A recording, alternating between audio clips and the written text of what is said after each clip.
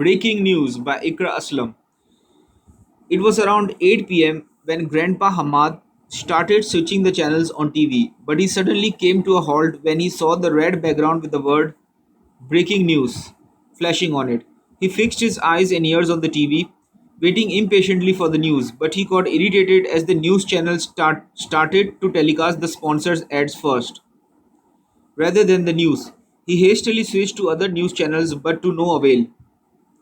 Half-heartedly he returned to the previous channel with little hope. Finally the newscaster appeared with an expressionless face and said, "A member of XYZ political party was shot dead by an unnamed person in Karachi.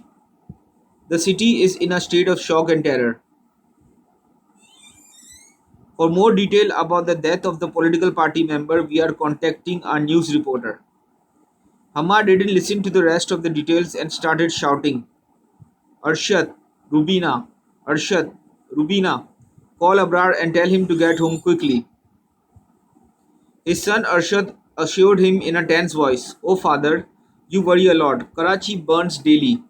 And don't worry, Abrar is with his friends in a safe area. He has his car and will come home soon."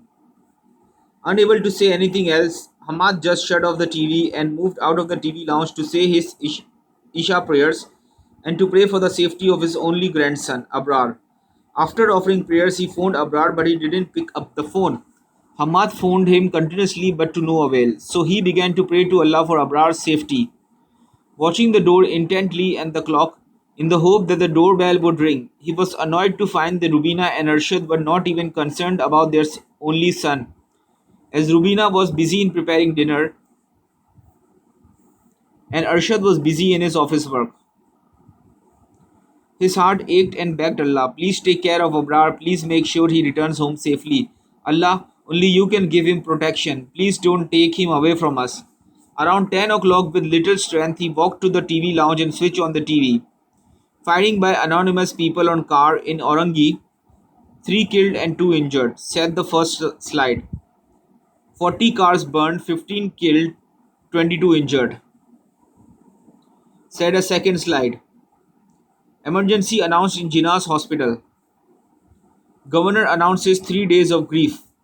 Governor has announced urgent investigation into this matter. Firing in Malir by unknown persons. 5 persons killed," and so on.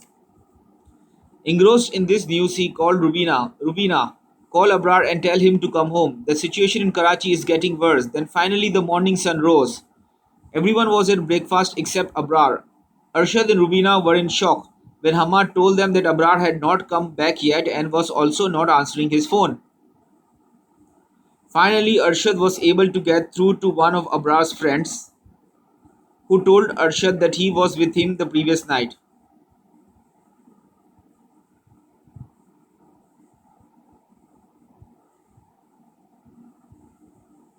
Until Abrar left to drop another friend, Abid, at his house in Orangi.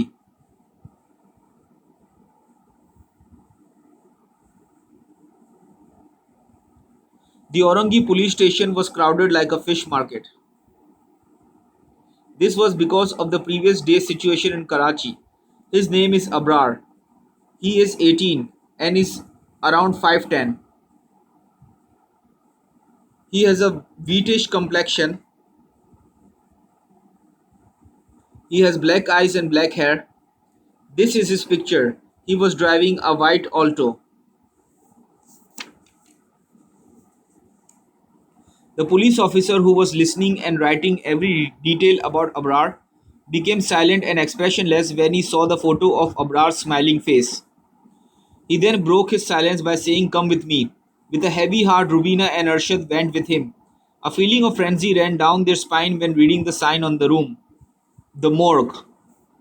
Their son couldn't be in there. He couldn't die so soon. Their minds were not accepting it, and yet their feet were glued to the floor. They just stood still at the threshold.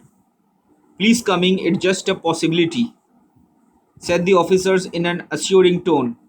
He then moved aside, allowing Rubina and Arshad to come forward. With cold feet and holding each other's hand to feel the other's presence, they took one step at a time to delay the dreaded moment as long as possible. But soon they were in the middle of the room. Before them was a body covered from head to toe with a white sheet lying on a metal bed. Slowly, Arshad pulled back the cloth from the head of the dead body. It was Abrar. His face was white because of the cold storage. The hole on the forehead showed that he was shot and had died a painless death.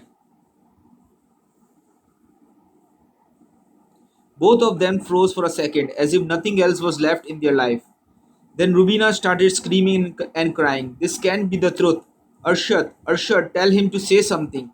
He can't go away like this.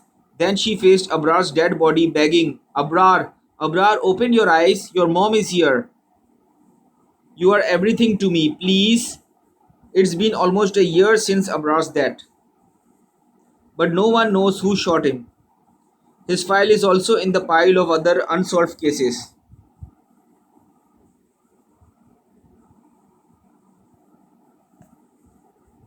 For Hamad and his family, life stopped the day Abrar left this world. They still live in Karachi because it didn't matter to them if they left or stayed.